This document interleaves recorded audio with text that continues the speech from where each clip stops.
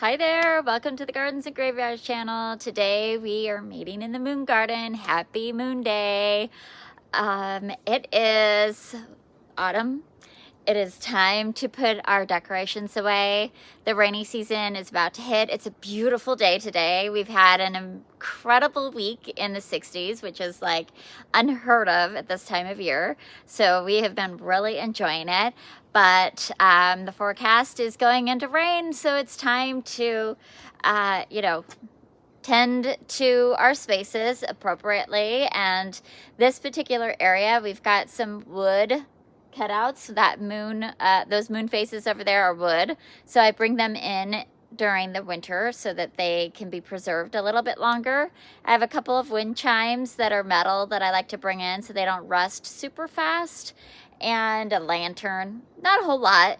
A lot of times this time of year we are also removing all of our annuals, which I already did, so I don't need to worry about removing my annuals. And oftentimes I'll remove tender perennials and put them in the greenhouse or move them to other spaces in the garden.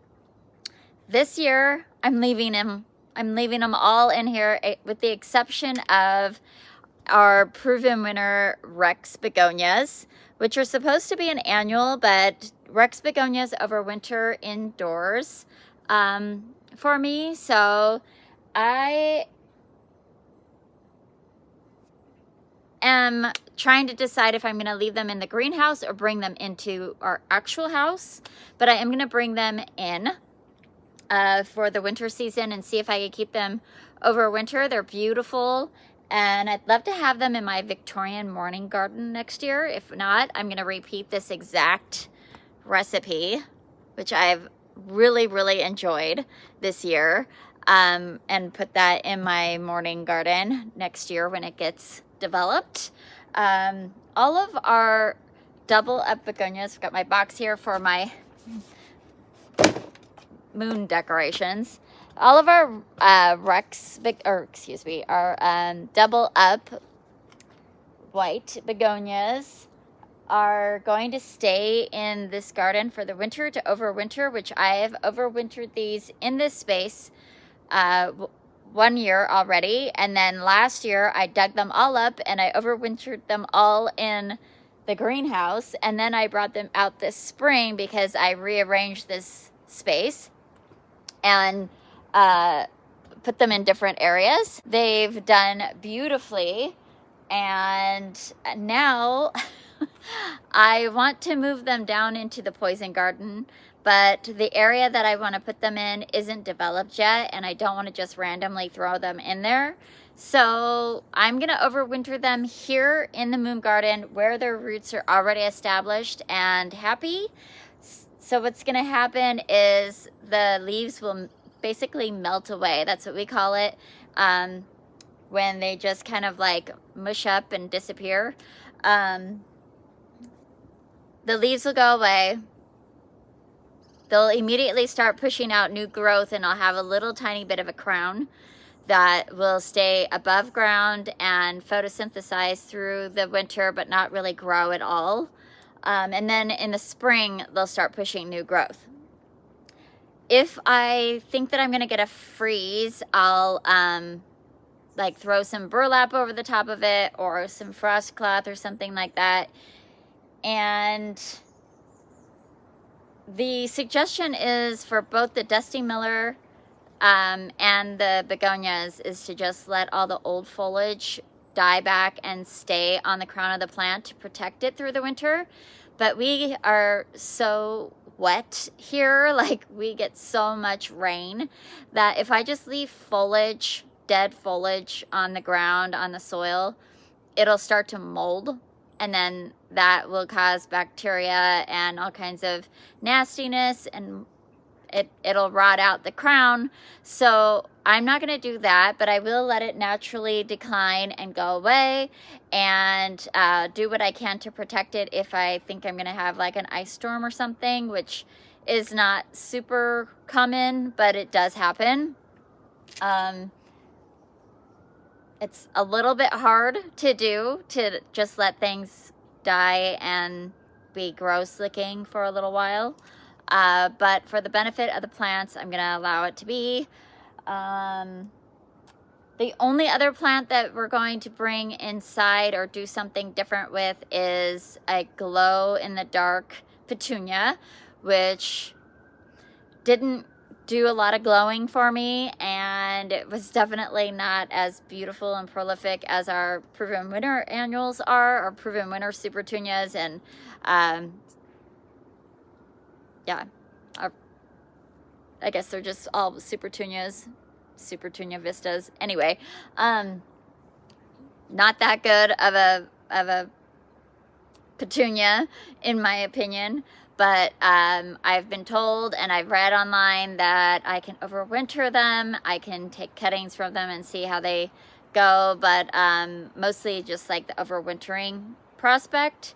I'm just gonna see this one little plant all the way through until it dies for me. So I'm gonna bring it into the greenhouse and see if it comes back in the spring. I don't know, we'll see.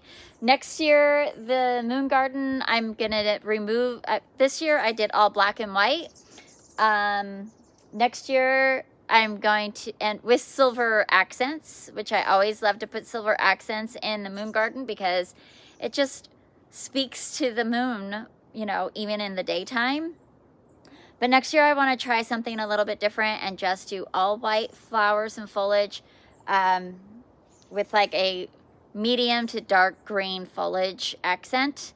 So like no other like contrasting colors, just green and white through the entire garden, which is something I haven't done before because I love adding the black into the moon garden.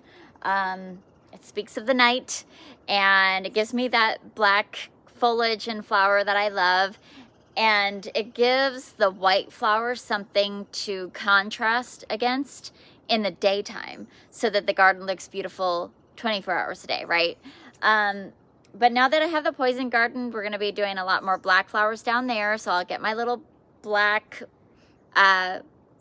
garden foliage flower fix downstairs.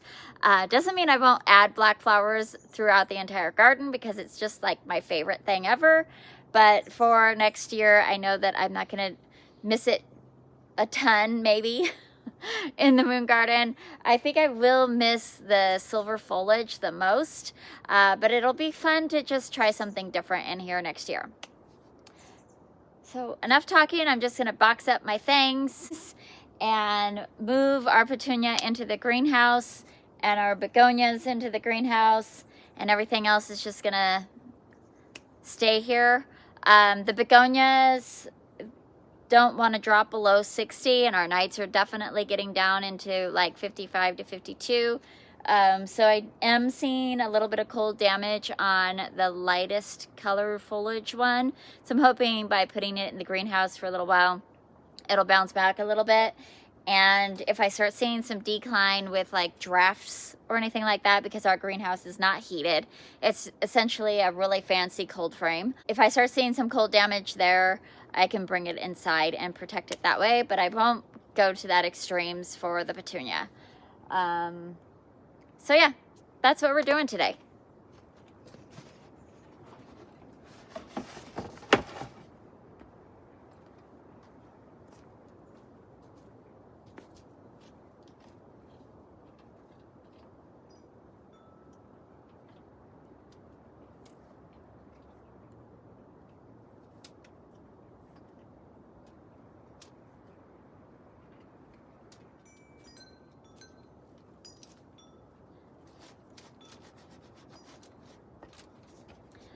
Do a little dusting just because they've been outside all summer, but you could see what starts to happen with these wood pieces. I'm gonna need to glue that.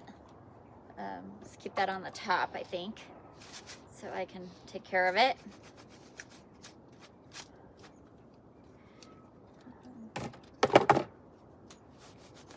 Like to put things away dusted and relatively clean before I open them up in the springtime and I'm like, ew, these are so dirty and gross.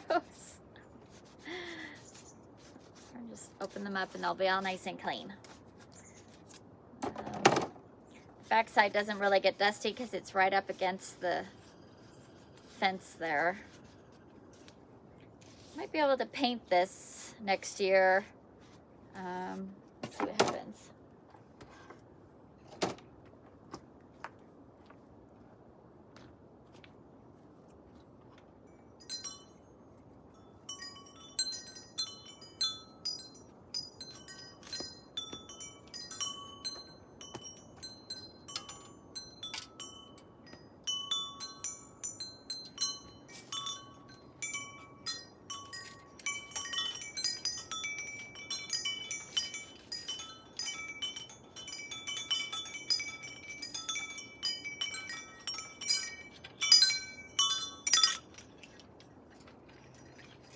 Can see that even though I bring it in every winter, it's already starting to rust, which maybe next year we'll do a little restoration on it, a little sanding down and a little painting. I need to put new batteries in the solar because it like does both battery and solar, I guess. I don't know. Or maybe I just need a new solar panel. It's not lighting up anymore, so I'll have to like kind of play with that.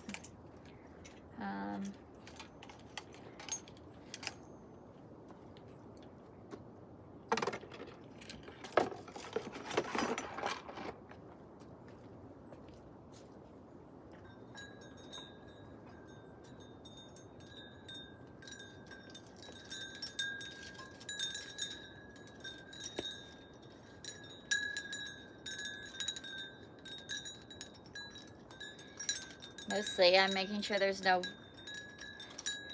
spiders that I'm getting stored away. Accidentally store away the spiders.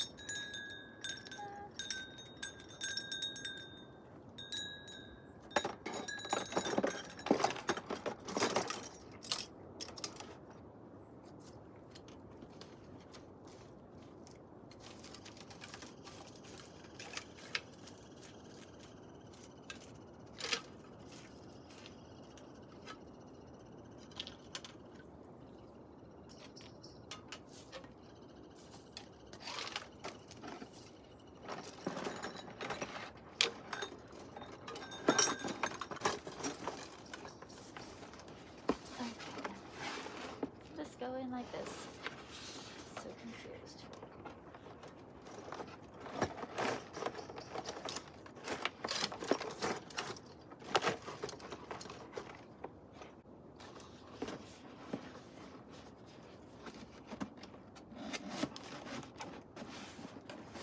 Okay.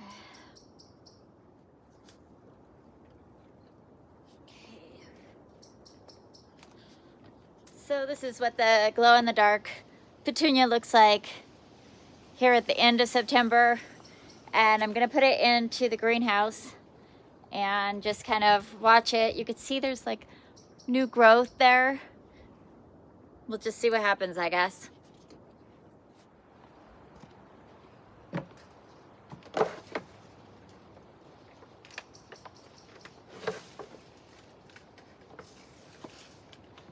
Right.